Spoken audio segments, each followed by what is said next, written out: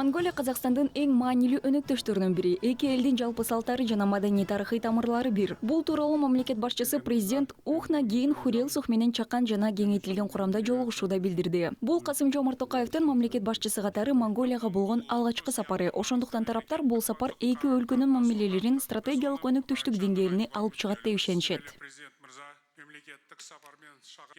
Өзге ұлт өкілдерінің басым бөлігі қазақтар. Жалпы келіссөздер өте табысты өтті деуге толық негіз бар. Атап айтканда, жалпысынан сүйлөшүүлөр абдан ийгиликтүү өтү деп айтууга толук негиз бар. Атап айтканда экономикалык мамилелерди жандандыруу боюнча макулдашылды. Казакстан жана Монголия Азиядагы эң ири өлкөлөрдүн катарына кирет. Ошондуктан өз ара соода жүгүртүү масштабтуу болушу керек. Өткөн жылы соода көлөмү дээрлик 150 миллион долларды түзгөн. Бул көрсөткүчтү жакында 500 миллион долларга жеткирүү пландалууда. Бул үчүн соода алакадагы товарлардын түрүн көбөйтүү керек. Ошондой эле экономикалык интеграцияга тоскоол болгон тоскоолдуктарды жоюу кажет. ықпалдастықты тежейтін кедергілерді жою қажет.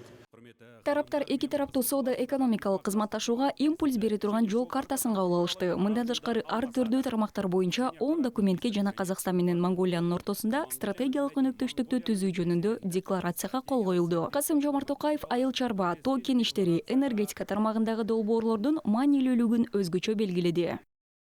Қазақстан кәсіпкерлері Монголияның тау-кен саласын Казакстандык ишкерлер Монголиянын тоо кен тармагын изилдөөгө даяр. Биздин сүйлөшүүлөр транспорттук логистикалык маселелер жаатында ийгиликтүү өттү. Эл аралык коридорлордун атаандаштыкка жөндөмдүүлүгүн жогорулатуу маанилүү милдеттердин бири. Бул үчүн эки өлкө ортосундагы жана башка мамлекеттер менен транспорттук байланышты өркүндөтүү зарыл. Ошондо биздин өлкөлөрдүн аймагында ташылган жүктөрдүн көлөмү көбөйөт. Транскаспий жолун жана түндүк-түштүк коридорун натыйжалуу пайдалануу маанилүү. Солтүстүк-оңтүстүк дәлізін тиімді пайдалану маңызды.